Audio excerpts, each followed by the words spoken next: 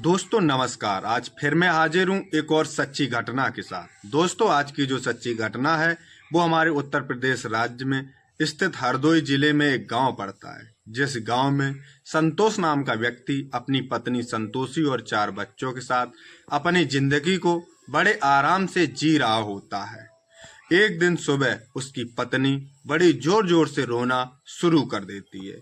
जब पास पड़ोस के लोग इसकी रोने की आवाज सुनते हैं तो पड़ोसी उसके घर में दौड़कर पहुंचते हैं तो देखते हैं संतोषी अपनी बेटी के सामने बैठी रो रही होती है। पड़ोसी जब उससे पूछते हैं कि आखिर बात क्या है तो संतोषी कहती है कि हमारी बेटी के गले में कैंसर था, वो फट गया है। लेकिन उसकी बेटी के गले से खून बह रहा होता है। गांव वाले लोग भी देखते हैं कि उसके बेटी का कभी ऐसा सुना नहीं था कि इसकी बेटी के कैंसर है, लेकिन ये खून निकल रहा है तो हो सकता है कि कैंसर हो। लेकिन गांव वालों को ये बात पूरी तरह हजम नहीं हो रही होती है।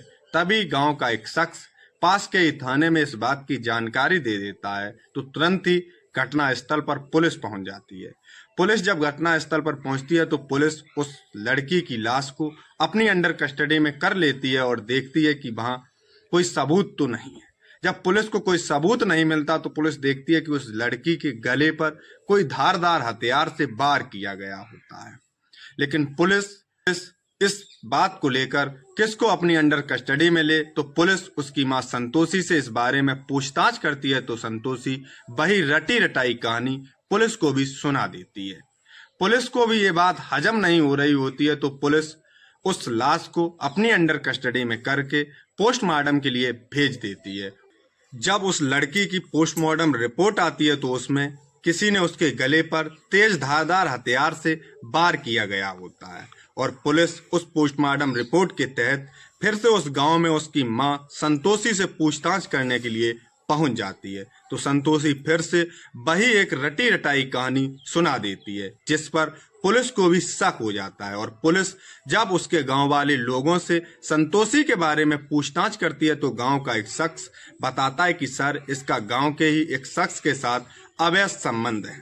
जब पुलिस को इस बात की जानकारी मिलती है तो पुलिस वापस लौटकर संतोषी को अपनी अंडर कस्टडी में लेकर थाने पहुंच जाती है और पुलिस थोड़ी सख्ती के साथ जब संतोषी से पूछताछ करती है तो संतोषी अपना जुर्म कबूल कर लेती है। और जब वो अपनी छोटी बच्ची की मौत की कहानी सुनाती है तो पुलिस के भी आंखों में आंसू आ जाते हैं। वो बताती है कि सर, मेरी शादी को 16 साल हो चुके हैं और मेरे पति का नाम संतोष है जो एक डॉक्टरी का काम करते हैं।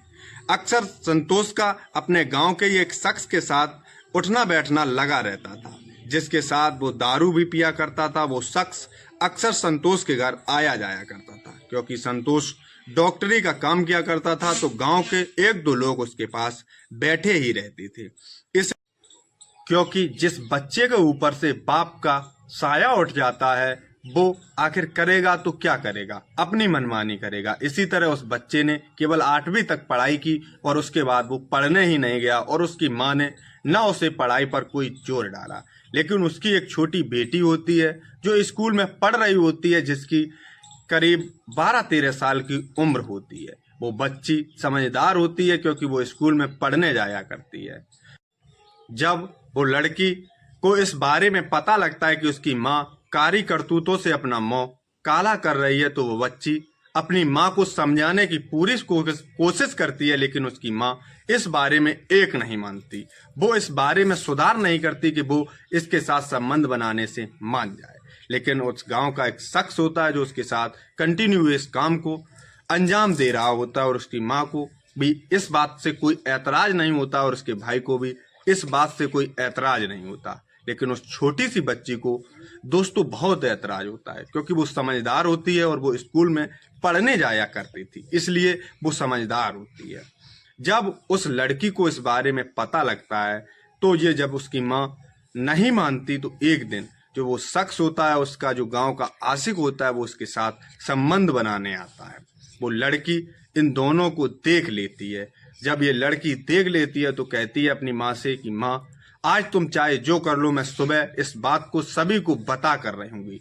जब ये दोनों घबरा जाते हैं तो ये दोनों, उसकी माँ और वो उसका आशिक, मिलकर उस लड़की को मौत के घाट उतार देती है, क्योंकि छोटी सी बच्ची होती है, आखिर वो करती तो क्या करती। ये दोनों जब उस बच्ची को मार देते हैं, फिर उसके बाद दोनों संबंध बनाते और उस लड़की की हत्या के बाद ये दोनों संबंध बनाते हैं और रात में ही वो जो शख्स होता है संबंध बनाकर उसके घर से अपने घर पहुंच जाता है। और ये जो संतोषी होती है, ये पहले से ही सोच के समझ के बैठी हुई थी कि मैं अपनी बेटी को मारने के बाद ये आइडिया लगाऊंगी कि उसके गले में कैंसर था, वो फट गया है।